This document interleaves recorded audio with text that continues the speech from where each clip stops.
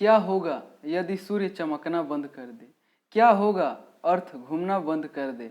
हम बच्चे भले न हो, लेकिन कभी कभी ऐसा सवाल हम सबके दिमाग में जरूर आ जाता है। और फिर ऐसी थोड़ी होने वाला है, यह सोचकर खुद को सोचने से रोक लेते हैं। कुछ पल के लिए सवाल से पीछा तो छुड़ा लेते हैं, लेकिन कभी कोई आदमी या बच्चा आपसे ऐसा पूछ ले तो बात कुछ और हो जाती है और हम सवाल के घेरे में आकर फंस जाते हैं। आज के इस वीडियो में हम ऐसे ही एक सवाल के बारे में जानेंगे। क्या होगा यदि पृथ्वी का ग्रेविटेशनल फोर्स आधी हो जाए? वास्तविकता से देखा जाए तो ऐसा होना नामुमकिन सा है, लेकिन ऐसा कहकर सवाल से भागने से अच्छा है कि इसका जवाब जान लें। सबसे पहले बात करते हैं कि ग्रेविटेशनल फोर्स यानी कि गुरुत्वाकर्षण बल क्या होती है। ग्रेविटेशनल फोर्स किसी भी वस्तु या पदार्थ का वह प्राकृतिक गुण है जिससे कोई एक पदार्थ या वस्तु दूसरे पदार्थ या वस्तु को अपनी ओर आकर्षित करती है, चाहे वह कितना भी छोटा और हल्का क्यों न हो।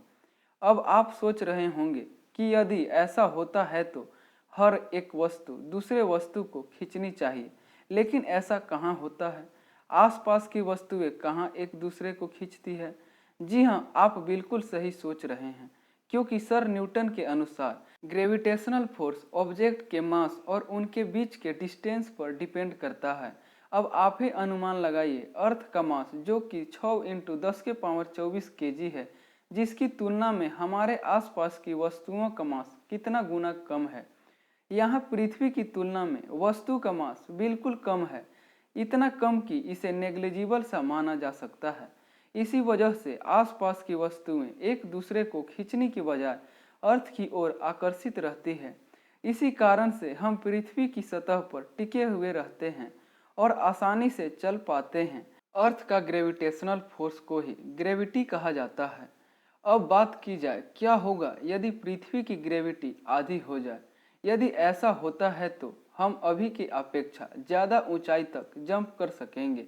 चांद की सतह पर जंप कर सकते हैं, उतना तो नहीं, लेकिन शायद हम जंप करके घर के छतों को छू लें, क्योंकि चांद पर ग्रेविटेशनल फोर्स अर्थ के मुकाबले 6 गुना कम है। हमें कोई भी चीज़ को लिफ्ट करने में आसानी होगी और इस तरह हम भारी चीज़ों को आसानी से उठा सकेंगे। जैसे पहले हम एक ही हैवी सूटकेस को उठा पाते थे, वहीं अब एक के बदले 2 सूटकेस को आसानी से उठा सकेंगे। तब आपको सामान को एक जगह से दूसरे जगह ले जाने के लिए कोई गाड़ी या घोड़ा की ज़रूरत कम पड़ेगी, क्योंकि खुद आप ही एक सुपर हीरो की भांति आसानी से भारी चीज़ों को एक जगह से दूसरे जगह ले जा सकेंगे। अब भारी वस्तुएं हल्की हो जाएगी, हल्की वस्तुएं और भी हल्की हो जाएगी, और इस तरह हम कम एनर्जी में ही कोई एरोप्लेन को आसानी से टेक ऑफ यानी कि उड़ा सकेंगे। वहीं दूसरी तरफ फ्रिक्शन जैसी माइक्रोस्कोपिक फोर्सेस जो किसी वस्तु को रफ और स्टिकी बनाने के लिए रिस्पॉन्सिबल होते हैं, भार कम होने से वो भी कम हो जाएगा, जिससे टाइल्स या मार्बल जैसी किसी चिकने सरफेस पर हमारा चलना और भी मुश्किल हो जाएगा। और इस तरह एक तेज हवा के झोंके पेड़, गाड़ी और घरों को आसानी से उड़ा सकता है। ग्रेविटी के आदी हो जाने से एटमॉस्फेरिक प्रेशर वर्तमान के आदी हो जाएगी, जो कि 5000 मीटर की ऊंचाई पर चढ़ने के बराबर है।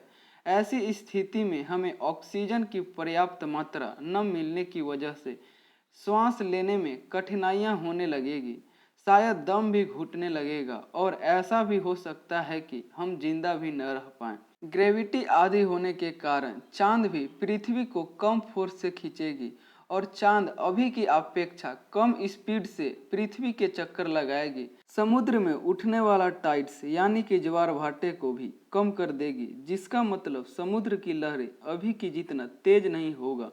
इसी तरह सूर्य भी पृथ्वी को कम फोर्स से खींचेगा, जिसके परिणाम स्वरूप पृथ्वी को सूर्य की ओर खिंचाने से बचने के लिए अभी की जितना स्पीड नहीं घूमना पड़ेगा, और इस तरह पृथ्वी सूर्य का एक चक्कर लगभग 517 दिन में तय करेगी। यानी कि हमें न्यू ईयर सेलिब्रेट करने के लिए 365 दिन की बजाय लगभग 517 दिन का इंतजार करना पड़ेगा। यदि आपको वीडियो अच्छा लगा तो लाइक ज़रूर कीजिएगा और आप इस चैनल पर नया हैं तो सब्सक्राइब करना न भूलिएगा।